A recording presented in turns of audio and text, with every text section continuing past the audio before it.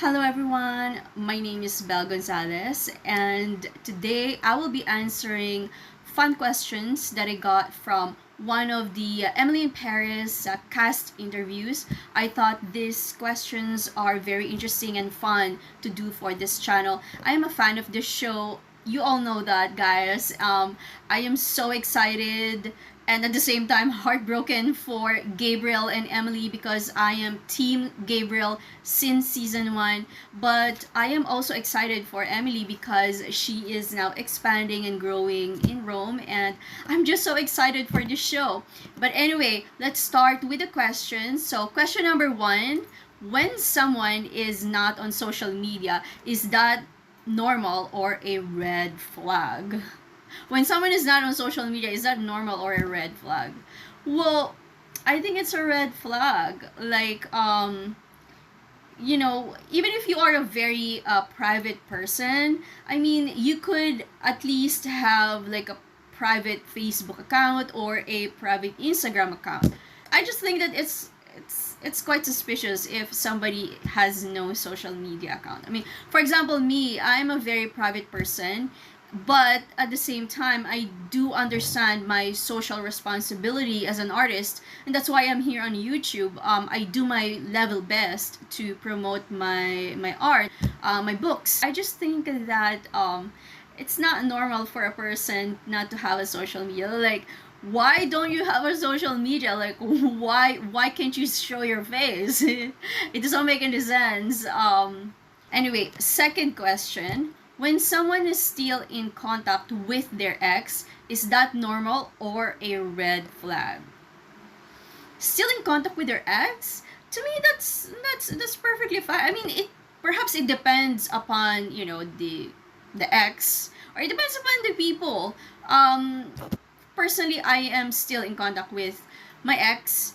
We used to date when we were in college. We went to the same college, and he used to be a ramp model and a band vocalist at the same time, and we remain friends all throughout, even until this day. Like, there's no bad blood. So yeah, I think it's all good. We are still friends, but to me, it's all just friendship. Like, there's nothing more. Yeah, I think exes can still be friends. Why not? Anyway, third question. When someone says they don't like the French accent, is that normal or a red flag? French accent? Who cares? Who cares if somebody does not like the French accent? It does not matter. Like, who cares? By the way, my major language in college is actually French. Like, I majored French language and then I minored in Nihongo, or the Japanese language.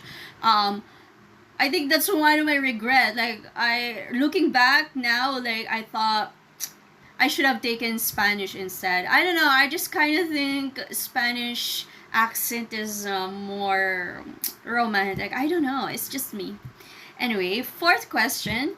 When someone buys their current partner the same perfume as their ex, normal or red flag?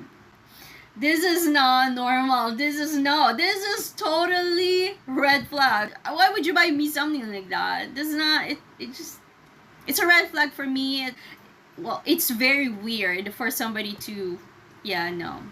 It's a red flag for me. Anyway, fifth question. When someone still call their parents mommy or daddy, is that normal or red flag?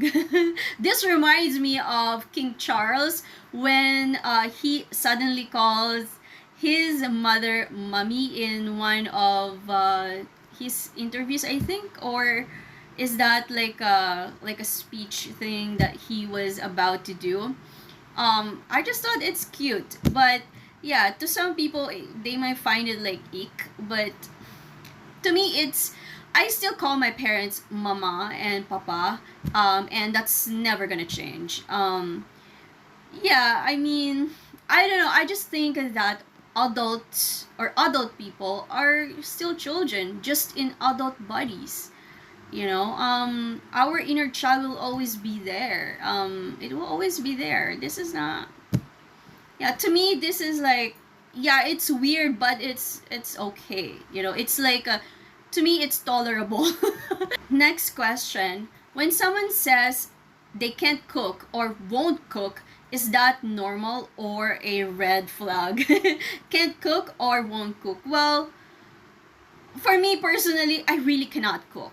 Like, I tried to cook, but I really cannot. Because that's just the way I was brought up. My parents, they love to cook, and growing up, we had help around the house who would cook and who would take care of the kitchen. And so, never in my life have I ever heard my parents encourage me to cook or just be in the kitchen. It's not normal for me. My lifestyle have changed. As you all know, I don't eat meat, so my mother has to cook two versions of everything every time she cooks.